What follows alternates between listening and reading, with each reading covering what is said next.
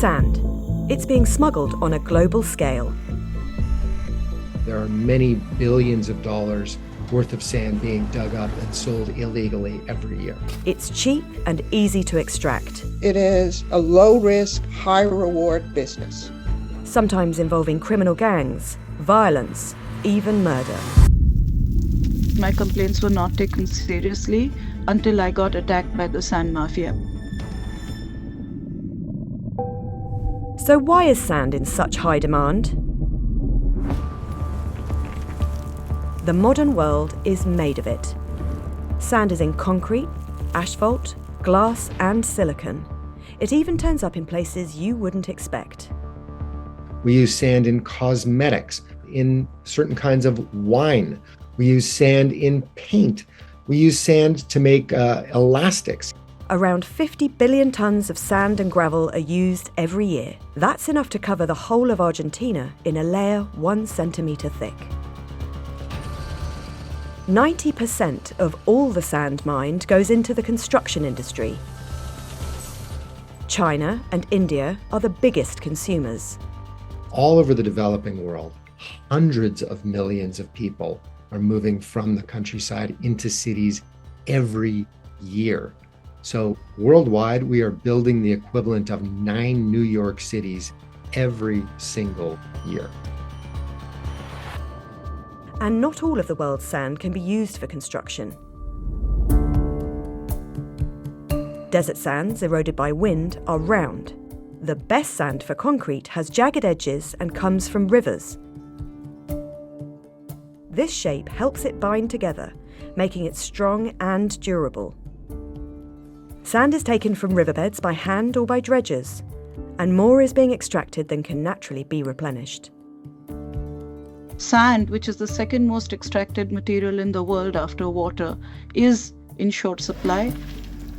Globally, the sand market is worth around $165 billion, but it's nearly impossible to know how much of that has been sourced illegally. The estimates range anywhere, up into the tens of billions of dollars. We know for sure that there's illegal sand mining in dozens and dozens of countries. It happens in Western Europe and North America on a relatively small scale, and it happens in the developing world on like a millions of ton scale. Researchers estimate that in these countries, more than 50% of sand mining is illegal. But no organisation tracks sand, so there isn't international data. In the Gambia, a one-off Interpol operation targeting illegal activity found unprecedented levels of illicit sand mining. This is all dredged sand from the seaside, huge mountains of sand. Illegal mining means sand is removed without proper authorization or from prohibited areas. And once it's mixed with legal sand, it's almost impossible to tell the difference. It can be transported to a construction site and no one knows where it came from and nobody asks questions. It can be moved on a container ship and nobody knows where the source of it is.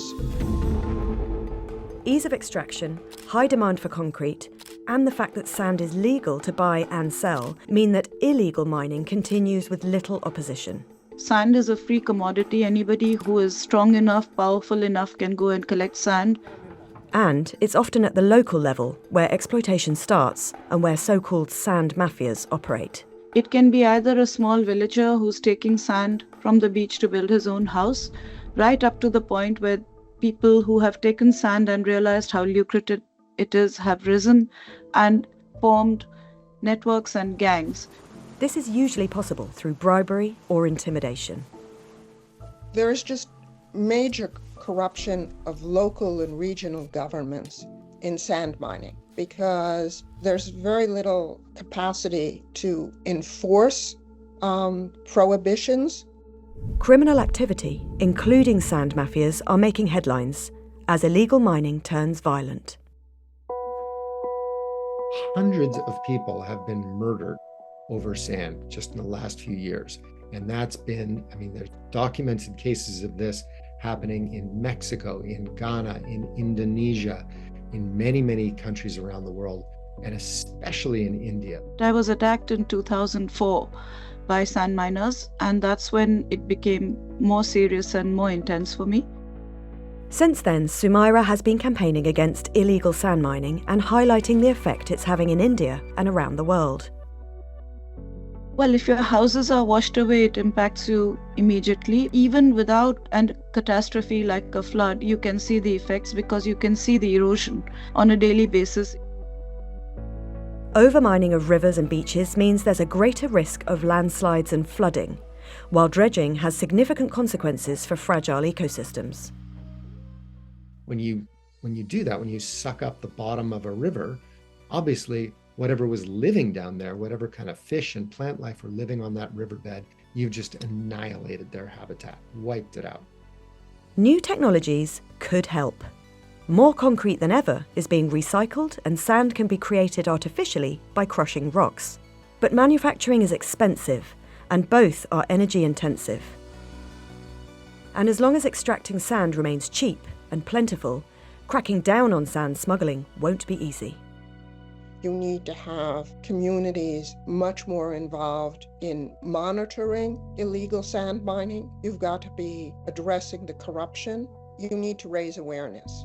And because nobody is paying adequate attention to it, it goes on and the devastation continues.